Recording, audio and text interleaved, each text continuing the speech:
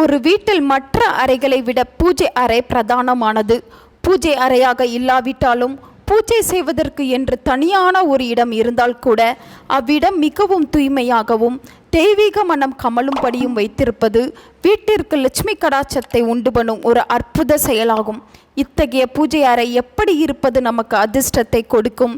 எவரும் வெல்ல முடியாத பாக்கியசாலியாக மாற பூஜை அறை எப்படி இருக்க வேண்டும் என்பதை பற்றித்தான் இந்த வீடியோவில் பார்க்க போகிறோம். மேலும் விளக்கேற்றும் போது என்ன நெய்வேத்தியம் வைக்கலாம், எத்தனை மணிக்கு விளக்கேற்றலாம் என்பதை பற்றியும் இந்த வீடியோவில் காணலாம். சாஸ்திர சம்பிரதாயப்படி ஒருவருடைய வீட்டில் காலை மாலை 2 வேளையும் குறிப்பிட்ட இந்த காலகட்டத்தில் விளக்கு எரிகிறது எனில் அந்த வீட்டில் நிச்சயம் மகாலட்சுமி நிரந்தரமாக வாசம் செய்வாள். காலையில் பிரம்ம முகூர்த்தத்தில் எழுந்து விளக்கேற்றுவது சிறப்பு. இருப்பினும் அவற்றை நம்மால் கடைபிடிக்க முடியாது என்னும் பட்சத்தில் காலை 6 மணி முதல் 7 மணி வரையிலான காலகட்டத்தில் பூஜை அறையில் விளக்கேற்றி வழிபட வேண்டும். அதன் பின் விளக்கினை அணைத்து விடலாம். அதேபோல மாலையிலும் 6 மணியிலிருந்து 7 மணி வரை விளக்கு எரிந்து கொண்டிருந்தால் அவ்வீட்டில் எவ்விதமான சண்டை சச்சரவுகளும் நிகழாது. மேலும் குடும்பத்தில் எந்த விதமான சுபகாரிய தடைகள் உண்டாகாமல் நமக்கு நிரந்தரமாக மகிழ்ச்சியும் செல்வமும் பெருகும்.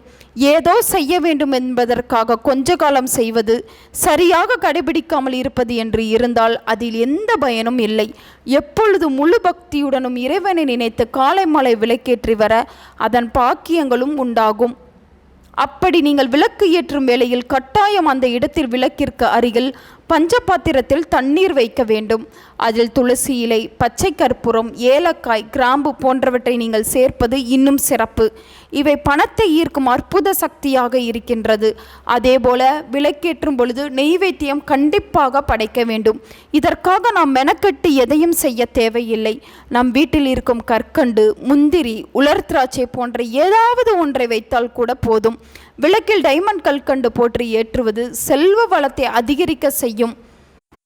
பூஜை அறையில் பஞ்சபூதங்களும் நிறைந்து இருக்குமாறு செய்துவிட்டு அதன் பின்னர் தான் விளக்கு ஏற்றுவது நல்லது. நீர், நிலம், ஆகாயம், காற்று, நெருப்பு ஆகிய பஞ்சபூதங்களும் இணையும் இடத்தில்தான் தெய்வம் குடிகொள்கிறார். எனவே விளக்கு ஏற்றி பக்கத்தில் தண்ணீரை வைத்து நெய்வேத்தியம் படைத்து காலை மாலை 2 வேளையும் நீங்கள் சதா சர்வ காலமும் தொடர்ந்து செய்து பாருங்கள். நிச்சயம் உங்களுக்கு எவ்விதமான தோல்வியும் ஏற்படாது. வாழ்வில் வெற்றி மேல் வெற்றி உண்டாகும். சுகபோக வாழ்க்கை அமையும். சுபகாரிய தடைகள் விலகும். மனச்சஞ்சலங்கள், குழப்பங்கள், மன உளைச்சல் எதுவும் ஏற்படாது. இறை சிந்தனை முழுமையாக இருப்பவர்களுக்கு என்றும் தோல்வி இல்லை. உங்கள் நண்பர்களுக்கும் உங்கள் உறவினர்களுக்கும் இந்த வீடியோவை ஷேர் பண்ணுங்கள். அவங்களும் இதை பற்றி தெரிஞ்சுக்கிடட்டும். ஆன்மீகம் டிவி தமிழ் சேனலை சப்ஸ்கிரைப் பண்ணுங்கள்.